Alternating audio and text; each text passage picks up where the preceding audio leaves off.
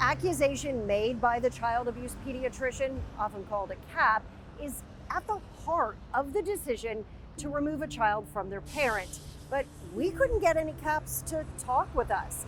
And the medical professionals that are willing to push back against a diagnosis of abuse wouldn't sit down for an interview either, afraid their words would be used against them in court.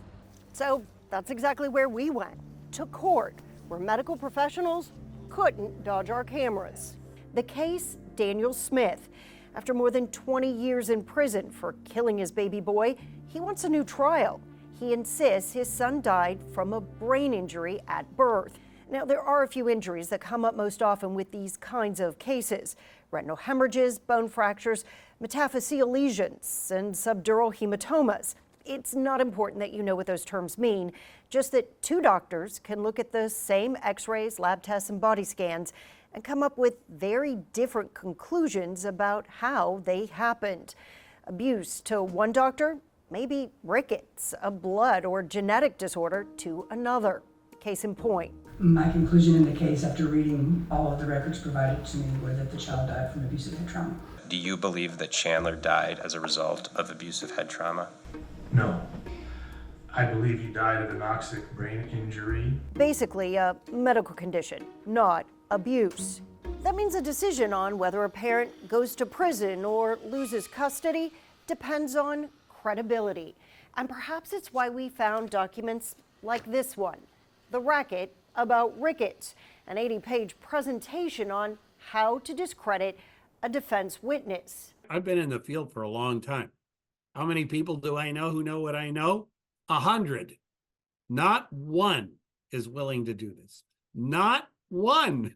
Dr. Michael LaPosada is the only doctor who agreed to talk with us for this story.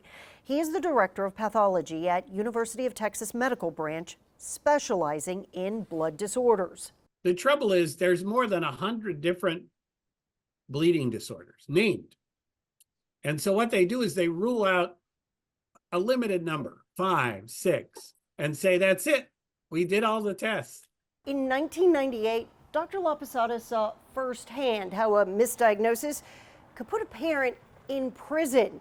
Ever since, he has been analyzing cases free of charge and testifying for those he believes are innocent. He has his own slide presentation.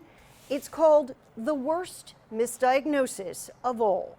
19 out of 20 kids with bruises were actually beaten. I have 3 kids, and I used to play this game with them. Joe, touch your nose, touch your nose, touch your nose, touch your chin. Oh, he touched his nose. I think that's the problem here, is that if it's abuse, abuse, abuse, people don't stop to think for a minute, and there's no requirement for getting an expert like me, who signed out 50,000 bleeding and clotting patients, to say, is there an underlying disease? And then, even if there is, there's no requirement to believe me. LaPosada works with a team of doctors from different specialties designed to challenge his diagnosis, not rubber stamp it. We have no idea if that's what happens at CHOA, since no one would agree to sit down and talk with us. But at this Gwinnett County hearing, child abuse pediatrician Suzanne Starling testified they are trained to look at all options. Have you ever looked at a case where abuse was suspected or alleged and found that abuse did not occur?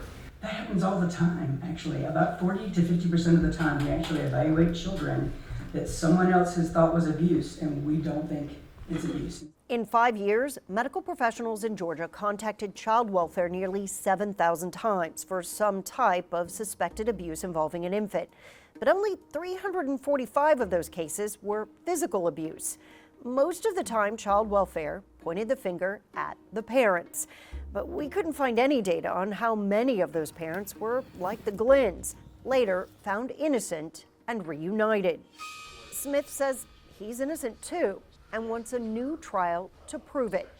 During the hearing, we saw images of eyes, brains, and bones, each expert trying to prove what an injury can and cannot say about the cause. It's why in this case, The defense even brought in someone to talk about the power of cognitive bias. It can become problematic in situations where the goal is to establish the objective truth. Because by definition, if two individuals look at the same information and come away with two different interpretations, one of them must be factually incorrect. Psychologist Jeff Kukuka studies the role of bias and how to prevent it. He testified a diagnosis by a child abuse pediatrician is different than most. We rarely ever find out whether the child actually was abused or not. An expert could consistently diagnose a condition, such as abusive head trauma, but there's no way to know whether those consistencies are accurate. According to the National Registry on Exonerations, about 36 people have had their convictions related to child abuse overturned as our understanding of the science around these types of injuries has changed. It's why Mount Sinai pediatric neurosurgeon Sadi Gatan said doctors should alert child welfare to protect the baby, but gather more information before declaring the injuries abuse. The minute that you posit in the chart that this is non-accidental trauma, then everybody believes it. And everybody does their best to get out of it as quickly as possible. Gatan has published a report encouraging specialists to speak up when consulted on a case labeled abuse that may not actually be. When there's an accusation of child abuse, get involved, because if you walk away, that's when people get hurt.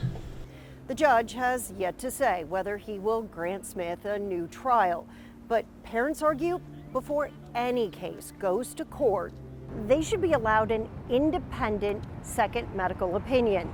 There is one state that has made that right. A law will take you there as we investigate the help that harms.